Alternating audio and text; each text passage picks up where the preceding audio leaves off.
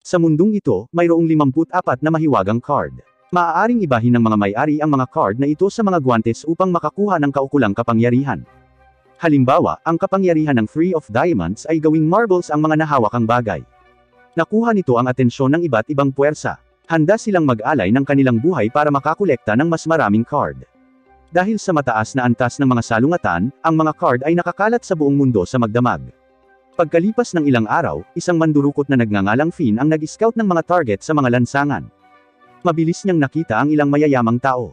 Ang kanyang mga bihasang kamay ay hindi napansin ng mga biktima. Gayunpaman, nang umuwi siya pagkatapos niyang tapusin ang kanyang araw-araw na trabaho, nakarinig siya ng masamang balita. Ang ampunan na nagpalaki sa kanya ay nahaharap sa bankruptcy. Kung ito ay nalugi, ang mga bata ay walang tirahan. Itinuring ni Finn na ito ang kanyang tahanan at nagpasya siyang lutasin ang problema mismo. Ngunit ang mga bagay na ninakaw niya ay peke. Hindi man lang gustong pangalanan ng dealer ang isang presyo at alam niya na ang mga item ay nakuha sa masamang paraan. Nang malapit nang umalis ang dealer, naghanda si Finn na ibenta ang kanyang limitadong edisyon na mga damit. Sa sandaling iyon, napansin ng dealer ang card sa bulsa ni Finn. Kung totoo ito, maaaring milyon-milyon ang halaga nito. Gayunpaman, tumanggi si Finn na ibenta ito. Nag-alinlangan ang dealer sa authenticity ng card at pinalayas si Finn. Nakuha ni Finn ang Two of Spades nang hindi sinasadya. Bagaman hindi niya alam kung paano ito gamitin, ito ay palaging nagdadala sa kanya ng swerte. Noong araw na iyon, pumunta si Finn sa kasino para makakuha ng malaking score. Pero this time, nagkamali siya ng kalkula. Ang kanyang kalaban ay kailangan lamang na pumalakpak ng kanyang mga kamay upang manalo sa pamamagitan ng bahagyang margin. Ito ay naging sanhi ng matinding pag-usisa ni Finn tungkol kay John, ang taong patuloy na tumatalo sa kanya, at patuloy siyang nanunood upang malaman kung paano niya ito ginawa. Noon lang, si John, nakakapanalo lang ng lahat ng pera ni Finn, ay tumama sa jackpot sa isang slot machine. Nakuha ng kanyang swerte ang atensyon ng staff ng kasino, na nag-imbita sa kanya sa VIP room para uminom. Hindi alam ang panganib na paparating, hinila pa ni John si Finn para sumama sa kanya. Ang tinatawag na VIP room ay isang madilim na bodega lamang. Pinaghihinalaan ng amo ng kasino si John ng pandaraya at hiniling na siyasatin ang kanyang mga guwantes. Habang papalapit sa kanya ang bodyguard, muling pinagsalikop ni John ang kanyang mga kamay, dahilan para madapa ang bodyguard sa kanyang sariling mga sintas ng sapatos at mahulog sa mataas na bintana. Mabilis na inutusan ng amo ng kasino ang isa pang subordinate na hulihin si John. Gayunpaman, ang redhead na si Bobby ay nanatiling hindi gumagalaw, naglabas ng card at ginawa itong glove. Noon nalaman ng amo ng kasino na hindi kasama si Bobby sa kanyang mga tauhan at hiniling na makita ang kanyang ID sa trabaho. Sa halip, hinawakan ni Bobby ang braso ng amo ng kasino, agad itong ginawang marmol. Ang iba ay nag-react sa pamamagitan ng pagbunot ng kanilang mga baril kay Bobby, ngunit predictably, ang buong ulo ng bodyguard ay naging marbles. Pagkatapos ay ibinunyag ni Bobby na ang Ten of Diamonds card ni John, na pinangalanang Unlucky Poker, ay nagdala ng swerte at nakaiwas sa malas. Bagamat mapipigilan nito ang pinsala sa may hawak, hindi nito mapoprotektahan ang kanyang pamilya. Naiwan na walang pagpipilian, at ubili na ibinigay ni John ang kanyang card. Maya-maya lang, isang lalaking nagngangalang Chris ang sumulpat sa pinto na may dalang baril. Maliwanag, hinahabol din niya ang mga baraha. Pinaputok ni Chris ang kanyang baril, ngunit ang kanyang kalaban ay umiwas sa bala sa hindi kapani-pani walang bilis. Sumugod siya, kinuha ang baril ni Chris, at ginawa itong marbles. Sa kanya inabot ang ulo ni Chris. Gayunpaman, si Chris, na isang card holder, ay nag-activate ng kapangyarihan ng Five of Hearts, na nagpadaig kay Bobby. Biglang idiniin ni Bobby ang kanyang kamay sa isang stand, na ginawang marbles ang lahat ng nahawakan niya na parang mga bala patungo kay Chris. Mabilis na umiwas si Chris. Laking gulat ni Finn sa eksena ngunit piniling tumakas kaagad. Nang umalis si Finn, napagtanto ni Bobby na ninakaw ni Finn ang kanyang card. Sa paniniwalang maililigtas ng card ang orphanage, nagnakaw si Finn ng kotse at tumakas. Si Bobby, na hindi pinapansin ang kanyang pakikipaglaban kay Chris, ay hinabol si Finn, naglunsad ng mga pag-atake ng marmol. Nang mock-order si Finn, naabutan ni Chris at nabangga ang kanilang mga sasakyan. Matapos ang pagsabog, ang tatlo ay malubhang nasugatan ngunit buhay. Hiniling ni Chris kay Finn ang ninakaw na card, ngunit sa sumunod na sandali, isang marmol ang pumutok sa ulo ni Chris, ang kapangyarihan ng card ni Bobby. Nasaksihan ang kanilang paggamit ng mga card, nagpasya si Finn na subukan din. Nagpatawag siya ng revolver gamit ang Two of Spades, nawasak ang marmol na pag-atake ni Bobby, at tinamaan siya. Sa kabila ng pagsabog ng kanyang ulo, hindi namatay si Chris. Mayroong 52 card sa mundo, bawat isa ay nagbibigay sa may hawak nito ng natatanging kakayahan. Ang lalaking nakatayo sa harap ni Finn ay may hawak na Five of Hearts, na sumisimbolo sa immortalidad. Pinayuhan ni Chris si Finn na kusang loob na ibigay ang kanyang card, nagbabala na ang pagkabigong gawin ito ay haantong sa hindi matitiis na pagdurusa sa hinaharap. Sa sandaling iyon, isang kotse ang bumilis, at ang mga berdeng baging ay lumalabas mula sa bintana, na naging sanhi ng pagkahimatay ni Finn bago siya makapag-react. Nang magising si Finn, ninakaw na ang kanyang card. Sa kanyang kawalan ng malay, ang mayordomo na si Bernard ay lubusang nag-imbestiga sa lahat ng kanyang impormasyon, hindi lamang sa mga pangunahing detalye kundi maging kung gaano karaming mga relasyon ang mayroon siya. Bago pa makapag-react si Finn, si Chris, na kanina pa nakaharap sa kanya ng baril, ay humarap sa kanya, binunot ang 2 of spades. Kaagad na sinubukan ni Finn na agawin ito, ngunit tumugon si Chris sa pamamagitan ng pagtutulak ng baril sa bibig ni Finn, na nagbabantang barilin siya kapag muli siyang gumalaw. Mabilis na umatras si Finn sa kanyang upuan. Direkta ang layunin ni Bernard, gusto niyang sumali si Finn sa kanilang organisasyon, ang Pinnacle, at tumulong sa paghahanap ng 52 na nakakalat na card sa buong mundo. Ang kanilang pinuno ay si Julius, ang hari ng 4 na bansa. Inutusan sila ng hari na bawiin ang mga card upang maiwasan ang mga kriminal sa maling paggamit ng kanilang kapangyarihan. Nagpapatakbo daw sila ng isang dealership na nagbibenta ng mga vintage luxury cars. Si Chris ang humahawak sa mga benta, ang babaeng si Wendy ang namamahala sa seguridad, at si VJ, na itim, ay namamahala sa mga online na benta. Walang alinlangan, inaasikaso ni Bernard ang mga gawaing pang-administratibo. Ang tila isang mesa na puno ng mga magazine ay talagang nagtatago ng isang hanay ng mga armas. Gayunpaman, hindi interesado si Finn sa kanilang layunin na hinihimok ng hustisya. Si Bernard ay gumagamit ng parehong panghihikayat at panggigipit. Halimbawa, ang redhead na si Bobby, na gumamit ng marbles kagabi, ay mula sa kilalang mafia Klondike family, na ang impluensya ay umaabot pa sa gobyerno at pulisya. Sila, nakapareho, ay masigasig sa pagbawi ng mga card. Ang tanging pagkakataon ni Finn na mabuhay ay ang kusang ibigay ang kanyang card. Kung hindi, madali nila siyang mahahanap. Nangako si Bernard kay Finn ng mataas na sweldo kung sasali siya sa kanila. Pagkatapos pumayag ni Finn, ibinalik ni Bernard ang kanyang card at itinalaga si Chris na pangasiwaan siya. Pagkatapos ay tumungo sila sa isang tindahan ng suit para pumili ng formal na damit. Habang pumipili ng mga suit, tinanong ni Finn si Chris tungkol sa nakita niyang pinatay sa pamamagitan ng marmol, ngunit nakita lamang siyang buhay muli. Inihayag ni Chris na ang kanyang 5 of Hearts card na kakayahan ay nagpapagaling ng anumang pisikal na pinsala sa pamamagitan ng pagsunog ng mga calorie, na nangangailangan ng isang mataas na calorie na dieta araw-araw. Nag-aatubili, umupo si Finn at hinihintay na matapos si Chris nang aksidenteng natapon ng waiter ang dessert sa isang customer, na nagdulot ng kaguluhan. Pumasok si Finn para kumilos bilang tagapamayapa, ngunit hindi makatwiran ang customer at sinuntok siya. Nang hihimasok si Chris sa tamang oras, at magkasama, pinamamahalaan nilang i-defuse ang sitwasyon para sa waiter. Kinaumagahan, personal na sinundo ni Chris si Finn para magtrabaho. Gayunpaman, natuklasan ni Finn ang isang hikaw at ang amoy ng pabango sa kotse, na malinaw na pag-aari ng batang babae mula sa araw bago ito. Noon pa lang, nakatanggap sila ng misyon na harangin ang isang armored vehicle. Agad na pinaikot ni Chris ang sasakyan patungo sa target na lokasyon, at binigyan daan sila ng humahabol na pulis, na hindi makagambala sa kanilang misyon. Habang sinusubukan pa rin ni Finn na unawain ang sitwasyon, na-activate ni Chris ang kapangyarihan ng kanyang card para maging immortal. Nang makitang nagbago si Chris, inilabas din ni Finn ang kanyang 2 of spades, ginawa itong revolver. Matapos maabutan ang armored vehicle, sinadya ni Finn na barilin ang mga gulong ngunit biglang bumukas ang likurang pinto ng sasakyan at tumalon ang isang lalaki sa bubong ng kanilang sasakyan. Sa sorpresa ni Finn, ito ay ang tila mahiyain na waiter mula kahapon, na nagtataglay din ng kapangyarihan ng isang card. Mabilis na pinaputok ni Finn ang kanyang baril, ngunit walang epekto ang mga bala, na parang tumama sa bakal. Agad na nagpreno ng malakas si Chris, na itulak ang lalaki, ngunit hindi siya nasaktan kahit na tumama sa isang batong haligi. Samantala, madaling inasikaso ni Wendy ang armored vehicle. Hindi napigilan, muling sinugod ni Finn ang lalaki, paulit-ulit na pinaputok ang kanyang revolver, ngunit hindi niya masira ang depensa ng lalaki, na nagpaduda kay Finn sa kanyang sariling kakayahan.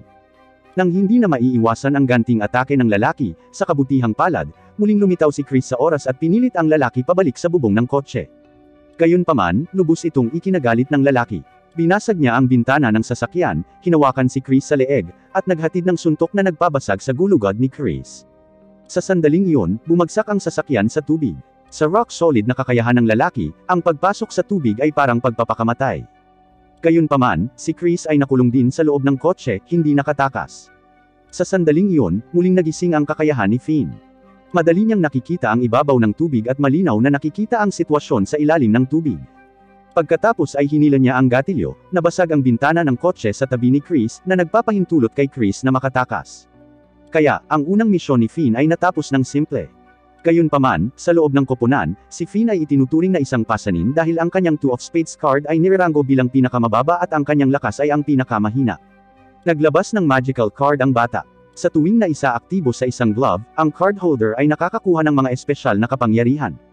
Ang Diamond 7 card ay may higit na kakilakilabot na kakayahan, maaari itong mag-convert ng pera sa anumang bagay, hanggat mayroon kang sapat. Sa pamamagitan lamang ng 1,000,000, ang bata ay lumikha ng isang rocket launcher mula sa manipis na hangin. Ngayon, kasabay ng pagsuot ni Finn ng kanyang custom suit, isang kidnapping ang nangyari sa tabi niya. Agad na tumingin si Finn sa isang electric car sa malapit. Ang kidnapper ay nasa isang mas masahol na sitwasyon, at ang batang lalaki, na dapat sana ay nagpanik, ay tila walang pakialam, hindi nagpapakita ng anumang takot. Ang batang ito, na nagngangalang Leo, ay anak ng isang mayamang tao. Sa sandaling iyon, pinaandar ni Finn ang electric car at binaril ang mga gulong ng kidnapper, dahilan para mawala ng kontrol ang kotse at bumagsak sa tabing kalsada. Sa oras na bumalik ang kidnapper sa kanyang katinuan, wala na ang bata.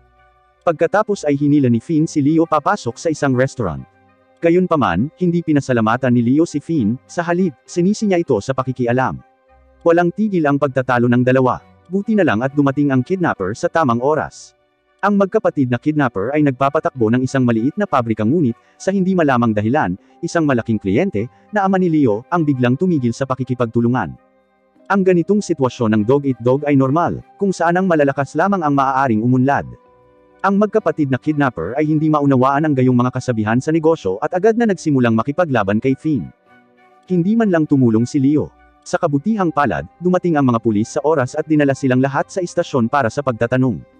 Dahil sa malakas na background ni Leo, mabilis siyang pinalaya, at alam ng hepe ng pulisya ang kanilang pagkakakilanlan bilang mga may hawak ng espesyal na kakayahan, isang katayuan na maaaring magdulot sa kanila ng pagkawala ng kanilang mga trabaho at buhay. Samantala, sa isa pang selda, na-rescue din ang magkapatid na kidnapper. Pagkatapos ng pagsubok na ito, mabilis na naging kaibigan ni Leo ang easygoing na si Finn at naghanda na sumakay sa subway pabalik kasama niya. Noon lang, natagpuan silang muli ng mga nakatakas na magkapatid na kidnapper. Ang kanilang pinuno, si Nix, na isang espesyal na may hawak ng kakayahan, ay mahusay sa pagkontrol ng apoy gamit ang 7 of Club. Sa pilitan niyang sinira ang mga pintuan ng kulungan at sinunog ang istasyon ng pulis. Sa pagpapakita ng kapangyarihan ni Nix, ang subway ay agad na naging isang dagat ng apoy. Upang maiwasan ang mga sibilyan na casualty, si Finn at Leo ay walang pagpipilian kundi ang sumuko sa kanya. Gayunpaman, ang gayong mga pagpigil ay walang halaga para kay Finn. Habang naghahanda ang magkapatid na kidnapper na pahirapan sila para sa impormasyon, hindi na itinago ni Finn ang kanyang kapangyarihan. Binago niya ang kanyang card sa isang handgun, matagumpay na napigilan ang magkapatid na kidnapper.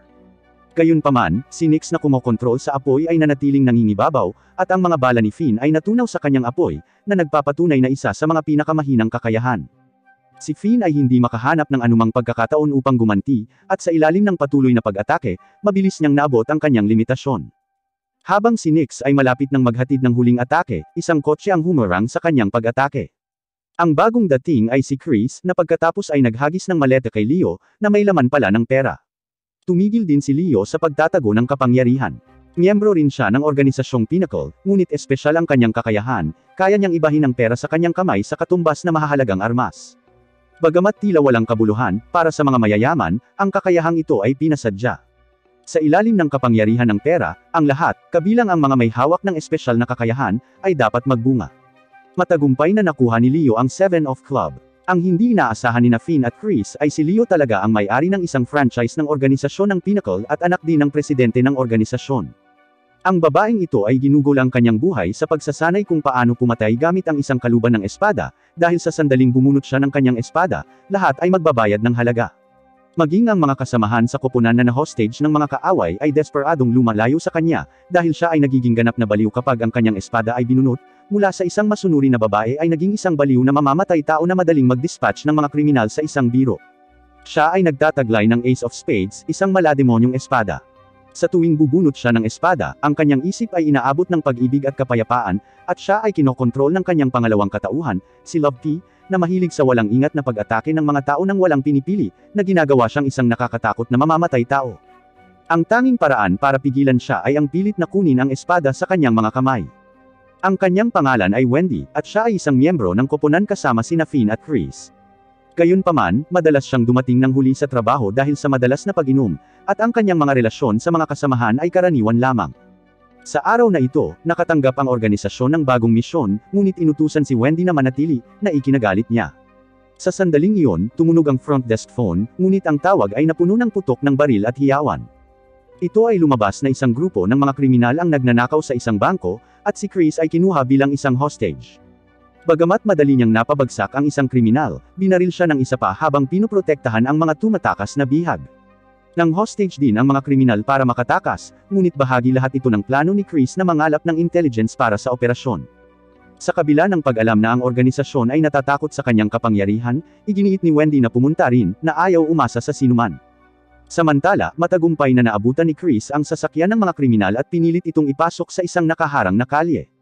Nang akala ng mga kriminal ay nakatakas na sila sa gulo, hindi mabilang na mga baging ang biglang lumitaw sa harap nila, na humaharang sa kanilang dinadaanan.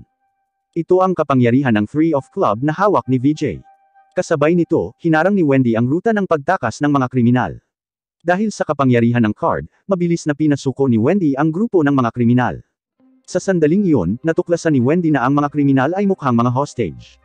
Pagkatapos, sinamantala ng totoong kriminal ang kalituhan na ito para tambangan si VJ. Ang lalaking ito, isang espesyal na ahente at may hawak ng 4 of Hearts, ay may kakayahang lumikha ng 4 na autonomous clone.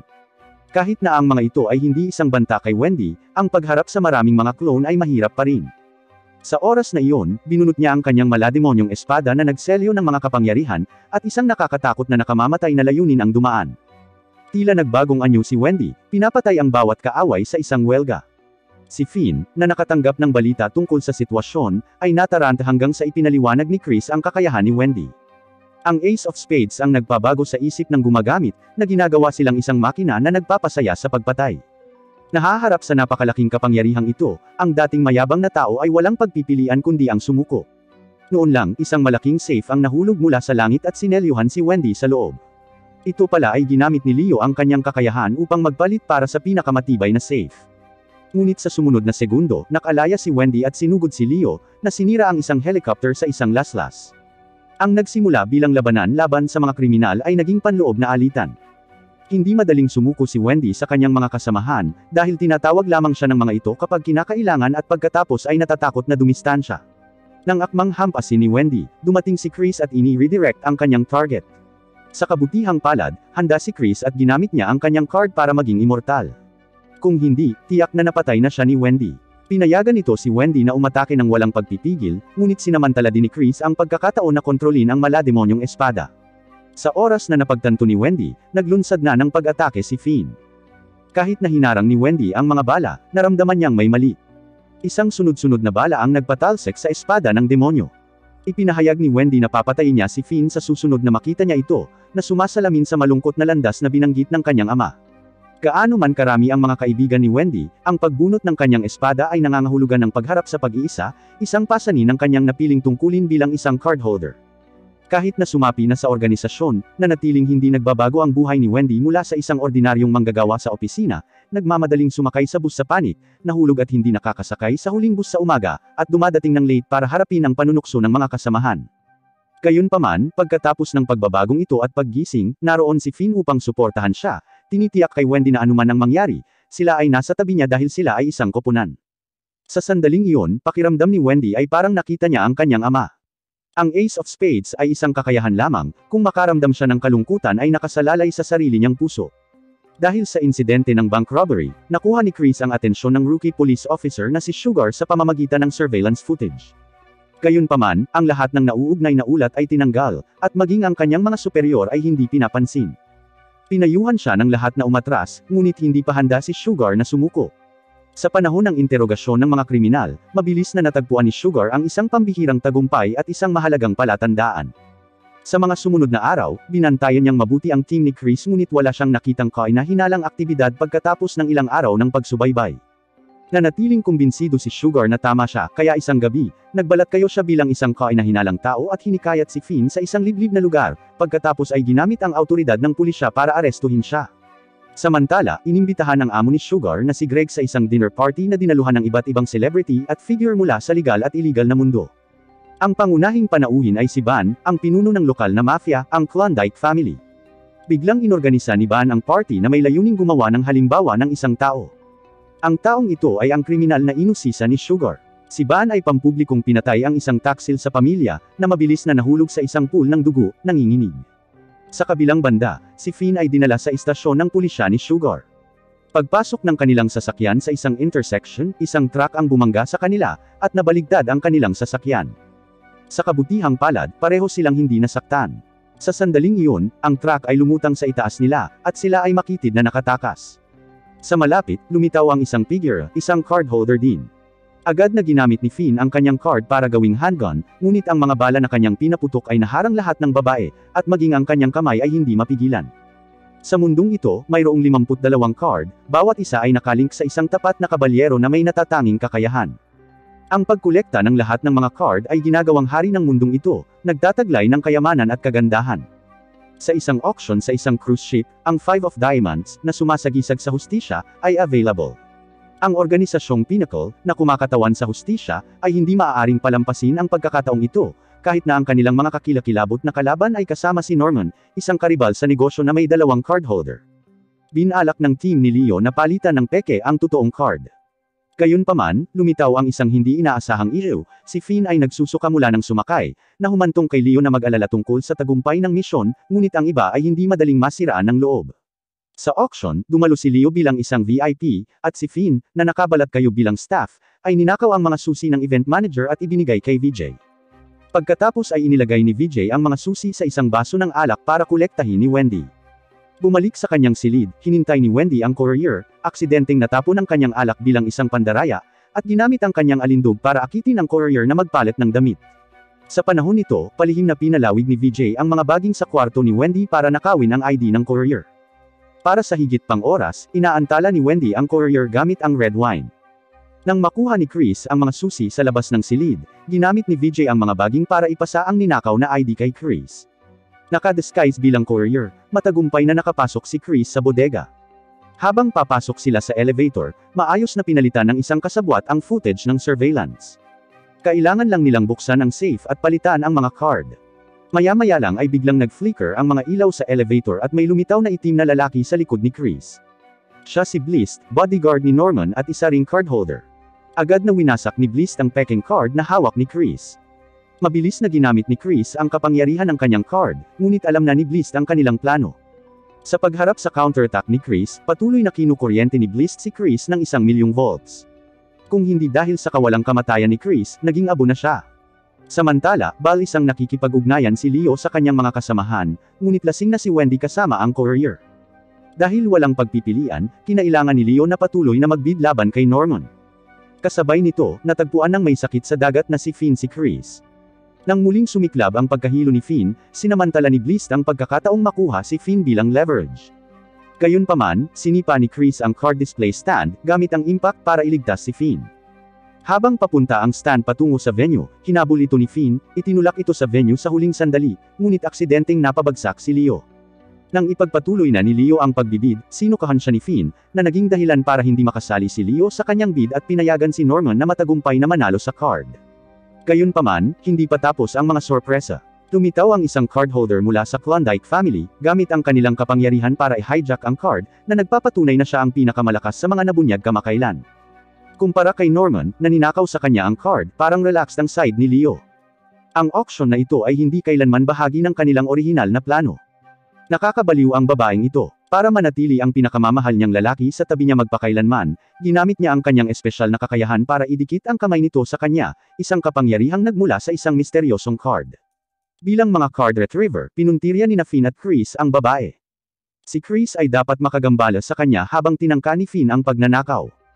Gayunpaman, bago pa sila makakilos, mabilis na lumapit ang babae, hinawakan ang magkabilang kamay ng mga lalaki, pinagdikit ang mga ito, at pinaandar ang kapangyarihan ng kanyang card bago mabilis na umalis sa eksena. Iniwan nito sina Finn at Chris sa isang awkward na sitwasyon, magkadikit ang kanilang mga kamay, na ipinapalagay ng lahat sa paligid na sila ay mag-couple. Kahit na ang mga bartender ay naghahain sa kanila ng isang inumin na may 2 straw, isang rurok ng hindi sinasadyang pag-iibigan. Walang pagkaantala, umalis sila upang subaybayan si Chelsea. Kahit na natagpuan nila siya, ang kanilang magkasanib na mga kamay ay naging mahirap na kumilos, na nagpapahintulot kay Chelsea na madaling makatakas. Sa gitna ng mga kabiguan na ito, Naisip ni Chris na gamitin ang kanyang immortalidad para putulin ang kanilang mga braso, ngunit pagkatapos subukan, gumaling ang kanilang mga braso at muling nagkadikit. Nang walang ibang pagpipilian, ipinagpatuloy nila ang kanilang pagtugis. Matapos ang ilang araw na pagtakbo sa paligid ng lungsod, hindi pa rin nila mahuli si Chelsea. Sa isang stroke ng kapalaran, sa wakas ay na-corner nila siya sa isang eskinita. Ayaw ibigay ni Chelsea ang card sa kanila, gusto niyang itago ito para sa kanyang minamahal. Sinubukan siya ni Chris na kumbonsihin sa matamis na usapan, ngunit hindi nagpatinag si Chelsea, na nakikita si Chris bilang isang playboy. Akmang susundan siya ni Chris, pinigilan siya ni Finn, nalilito sa pagmamadali ni Chris. Kailangang sumuko si Chris pansamantala. Sa hindi inaasahang pagkakataon para kay Finn, mayroon si Chris na isang kapatid na babae na, nang makita ang magkahawak nilang mga kamay, ay hindi nag-react ng may pagtataka ngunit sa halip ay hiniling silang magsama habang buhay. Tutol na sana si Finn ngunit mabilis siyang pinigilan ni Chris, ayaw niyang mag-alala ang kapatid niya sa mga panganib na nauugnay sa card. Habang nasa labas silang tatlo, hindi inaasahang nasagasaan nila si Chelsea, na ayaw makipaglaro sa acting ni Chris. Para ilantad si Chris, nagpa siya si Chelsea na sumama sa kanila. Sa kabila ng mga pagtatangka ni Chelsea na manira, patuloy na pinapakinas ni Finn ang mga bagay-bagay. Biglang umubo ng dugo ang kapatid ni Chris at nawala ng malay. Mabilis na pinaghiwalay ni Chelsea ang magkasanib na kamay ni Chris at Finn, na inihayag na ang kapatid ni Chris ay may congenital disease, katulad ng kanilang yumaong ina. Ang pagmamahal ni Chris sa kanyang kapatid ay higit pa sa lahat. Upang maiwasang magdulot ng gulo si Chris sa ospital, ginamit ni Chelsea ang kanyang card para idikit ang kamay ni Chris sa kanya hanggang sa maging maayos ang kalagayan ng kanyang kapatid. Saka lang niya binitawan ang kamay niya. Ipinaalam ng doktor kay Chris na ang kanyang kapatid na babae ay kailangang manatili ng matagal sa ICU, kahit na madalas itong lumabas upang makasama ang kanyang kapatid, ang kanyang natitirang pamilya. Alam ni Chris na limitado ang buhay ng kanyang kapatid ngunit itinago sa kanya ang kalubhaan ng kanyang kalagayan upang hindi siya matakot sa kamatayan. Sa sandaling iyon, napagtanto ni Chelsea na kung minsan ang isang mabait na kasinungalingan ay isang uri din ng pag-ibig. Napagpasyahan niya na kapag hindi na niya kailangan ang card, ibibigay niya ito kay Chris na nagdadala ng bigat ng katotohanan at mga kahihinatnan. Sa mundong ito na puno ng mga card, ang bawat tao na may card ay nagtataglay ng mga natatanging kakayahan. Gayunpaman, ang lalaking pinag-uusapan ay may dalawang card. Ang Three of Diamonds ay nagpapahintulot sa kanya na gawing marbles ang anumang mahawakan niya. Ang mga epekto ng Three of Spades ay hindi pa alam. Ngunit pagkatapos pagsamahin ang dalawang baraha, ang kanyang katawan ay naging parang marmol, na nagbigay sa kanya ng walang katapusang elasticity at kakayahang agad na makabawi kahit na sa mga tama ng bala. Ang lalaking ito ay kalaban ni Finn, si Bobby. Ngayon, bumalik si Finn sa orphanage kung saan siya pinalaki dahil birthday ng director. Partikular na dumating si Finn upang magdiwang at handang gamitin ang kanyang sweldo para makatulong na mapanatiling tumatakbo ang orphanage. Gayunpaman, nag-aatubili ang direktor na tanggapin ang pera, dahil alam niyang mapanganib ang trabaho ni Finn. Mas pinili niyang mamuhay ng ligtas si Finn kaysa mag-alala tungkol sa kinabukasan ng orphanage. Habang nagdiriwang si Finn kasama ang direktor ng orphanage, dumating ang isang hindi kanais-nais na bisita, si Bobby mula sa Klondike family. Sinubukan agad ni Bobby na gawing marmol ang kamay ng direktor. Binago ni Finn ang kanyang card sa isang baril at hiniling na malaman ang intensyon ni Bobby. Tumugon si Bobby sa pamamagitan ng pagbaril ng mga marbles kay Finn, na agad namang gumanti. Mabilis na inutusan ng direktor ang mga bata na lumikas. Diretso lang ang layunin ni Bobby, ang patayin si Finn at kunin ang kanyang card. Nabigo ang kanyang nakaraang misyon, na nagresulta sa pagkawala ng isang ninakaw na card at mga pinsalang idinulot ni Finn, na nagpapahina sa kanyang posisyon sa loob ng kanyang pamilya. Kaya naman, determinado siyang makipag-ayos ng mga score kay Finn dito at nangakong hindi na muling magpapatalo sa pinakamahinang card ni Finn, ang Two of Spades. Pagkatapos ay binalak ni Bobby na sunugin ang ampunan na itinatangi ni Finn. Isang galit na Finn ang nagpatamba kay Bobby ngunit nabigong magdulot ng anumang malubhang pinsala. Habang pinapanood ang paglaki ng apoy, naalala ni Finn ang isang nakaraang alaala. Sa sandaling iyon, nakita ni Finn ang isang bata sa pasilyo. Nanganganib siyang atakihin para akayin ang bata sa kaligtasan ngunit hinarang siya ni Bobby. Nagpalitan sila ng putok ngunit walang nasugatan. Sa makapal na usok na pumupuno sa hangin, walang choice si Finn kundi dalhin ang bata sa rooftop. Sinundan sila ni Bobby doon. Sa kabutihang palad, ang ibang mga bata sa ibaba ay gumamit ng mga bedsheet upang lumikha ng isang unan, na nagpapahintulot sa bata na tumalon ng ligtas mula sa bubong.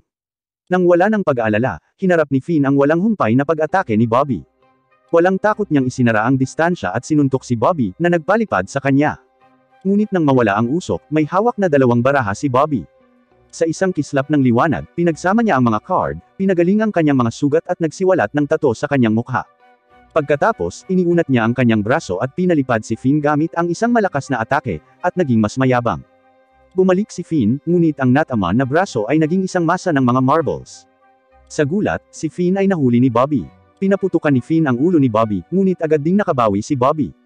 Si Bobby pala ang nagsunog dahil inimbestigahan niya ang lahat tungkol kay Finn. Ang mga magulang ni Finn ay hindi namatay sa isang aksidente ngunit pinatay sa isang sunog, at ngayon ay nahaharap si Finn sa parehong kapalaran. Habang inaalala ni Finn ang mga nakalibing na alaala na ito, isang missile ang biglang tumama sa katawan ni Bobby mula sa malayo. Natapos ang insidente sa pagsabog. Himala na nakaligtas, naalala din ni Finn ang lahat, ang kanyang mga magulang ay hindi namatay sa isang aksidente sa trapiko ngunit napatay ng isang dark night sa isang sunog.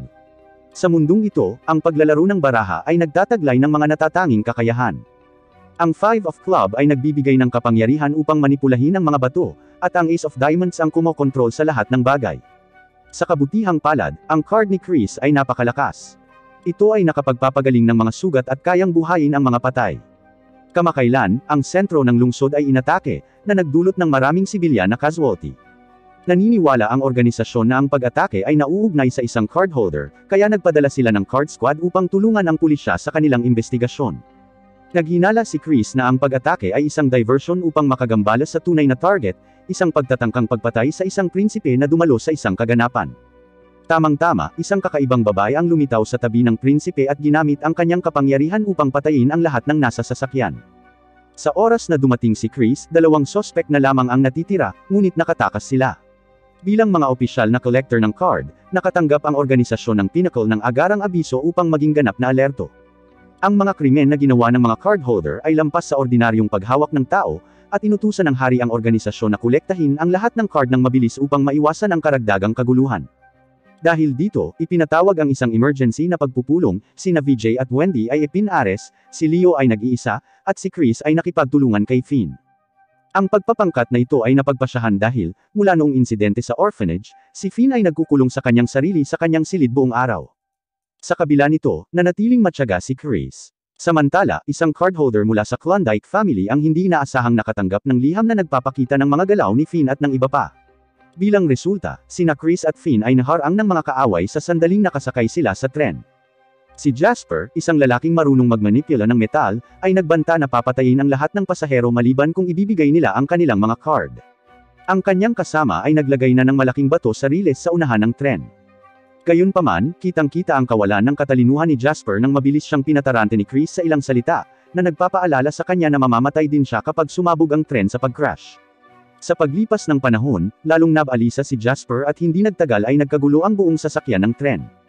Sinubukan ni Finn na gamitin ang kanyang card, ngunit binago ni Jasper ang metal sa isang higanteng palako. Nang si Finn ay tila nakulong, pinalayas siya ni Chris mula sa tren, na nagpalubog sa kanya sa tubig sa ibaba ng tulay. Samantala, ang control room ay nag-activate ng emergency brakes, ngunit ang bilis ng tren ay bumabalang ng kaunti. Sa takot sa kamatayan, ginamit ni Jasper ang kanyang kapangyarihan para iangat ang riles, na lumikha ng slope na sa wakas ay nagpahinto sa tren. Akmang kikilos na si Chris, biglang pinigilan siya ng isang kadena, na ginawa siyang bilanggo ng Klondike family. Sa kabilang banda, si Finn, na nahulog sa tubig, ay hindi lamang nakaligtas kundi na-rescue din ng isang babae. Ang babaeng ito ay parang babaeng bersyon ng Nagato, hindi lang gamit ang Deva Path kundi pati ang Chibaku Tensai.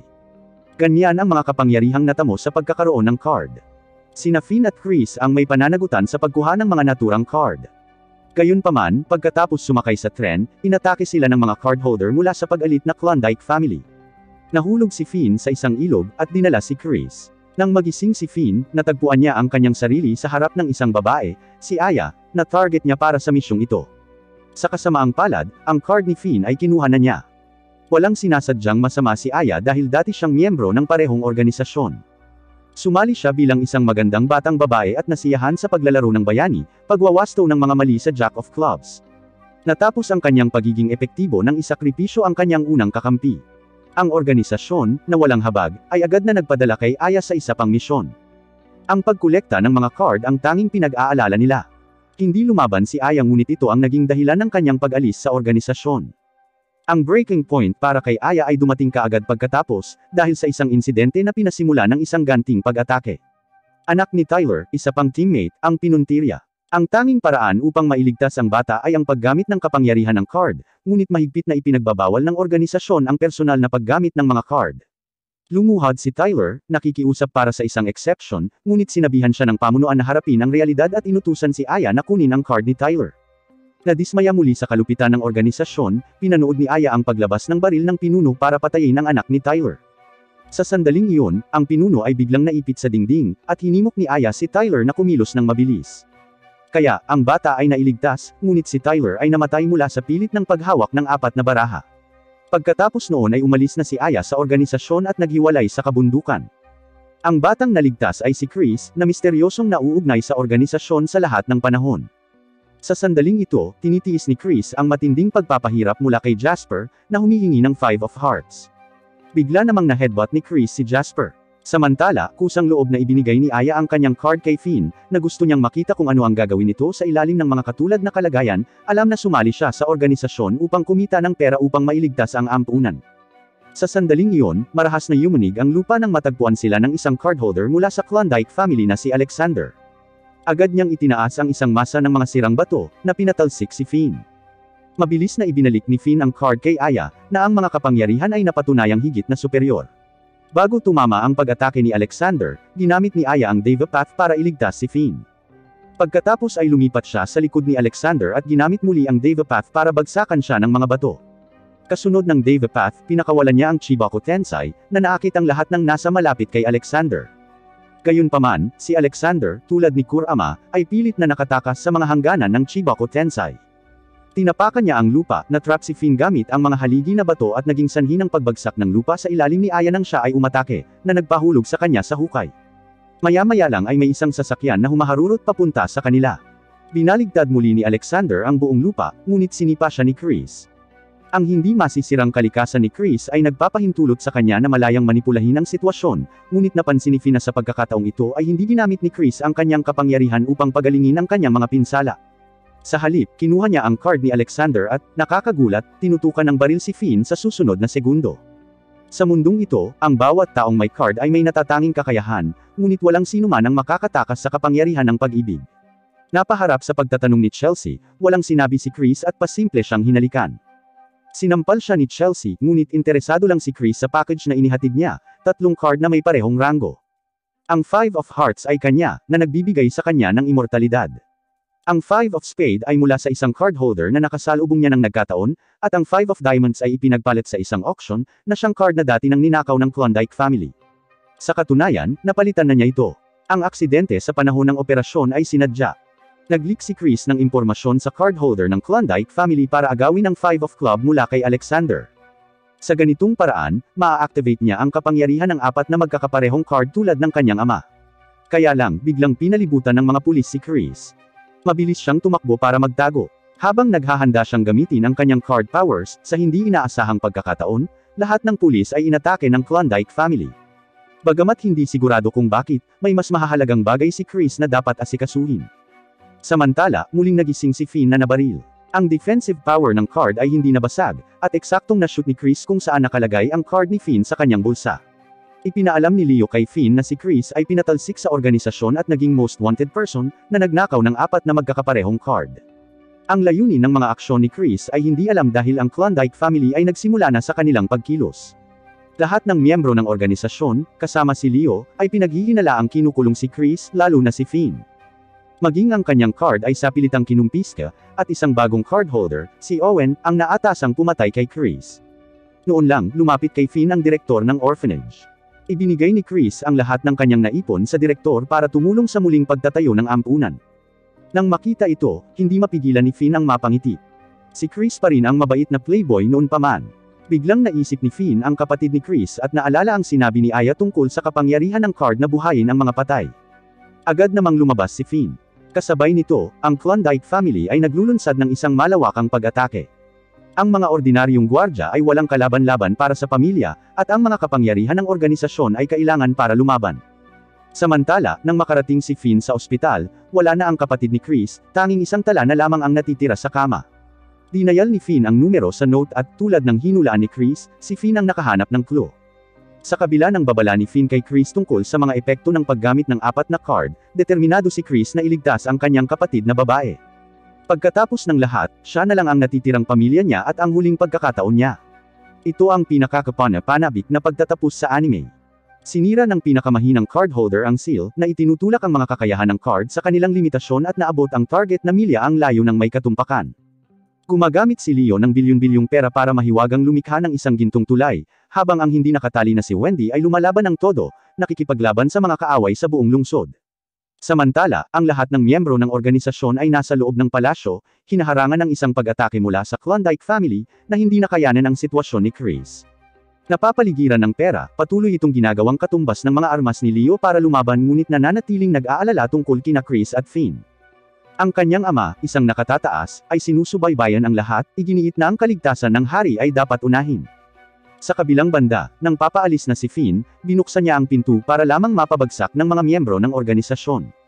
Ang eksenang ito ay nagkataon na nasaksihan ni Police Officer Sugar, na, sa ilalim ng pagkukunwari ng kanyang tungkulin, ay nagligtas kay Finn. Sa hindi inaasahan, si Finn ay nagkukunwaring nawalan ng malay at ninakaw ang sasakyan ni Sugar. Habang ang mga miyembro ng organisasyon ay nagpapatuloy sa pagbaril kay Finn, ninanakaw ni Sugar ang kanyang mga susi ng kotse pabalik. Sa ibang lugar, si Chris ay tinatanong ng mga pulis at gagamitin na sana niya ang kanyang card para lumaban nang biglang may naganap na pagyanig. Ang mga pulis na pumipigil kay Chris ay natalo ni Van, ang pinuno ng Klondike family. Simple lang ang motibo niya, ayaw niyang maging eksklusibong pag-aari ng isang tyrant ang mga card. Nang walang oras upang pag-isipan ang mga intensyon ni Van, nakatuon lamang si Chris sa buhayin ang kanyang kapatid na babae.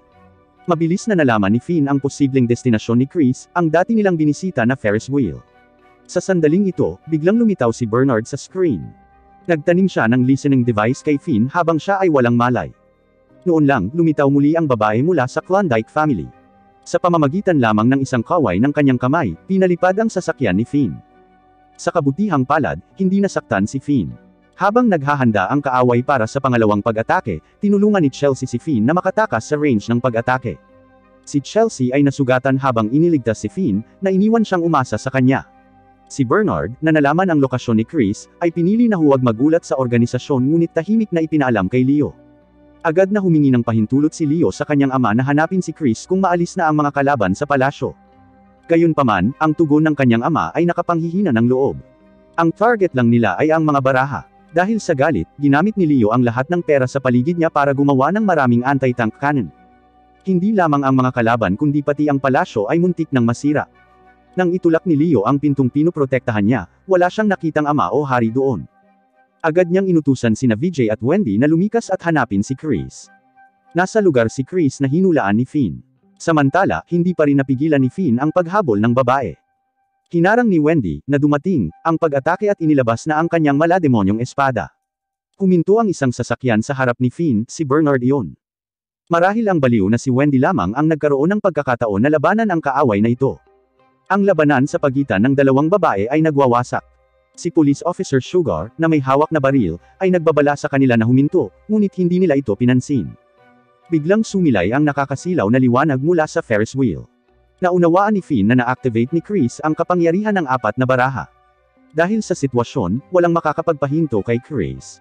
Sa sandaling iyon, matagumpay na nakatagpo ni Leo si Finn at ginamit ang lahat ng pera sa buong kotse ng tren upang lumikha ng isang kalsada na gawa sa ginto, na nagpapakita kung gaano kalakas ang pera. Gayunpaman, dahil sa limitadong halaga ng pera, sa huli ay nabigo silang maabot ang Ferris wheel kung saan matatagpuan si Chris. Ibinalik ni Bernard ang Two of Spades kay Finn, na ngayon ay tanging nakakapigil kay Chris.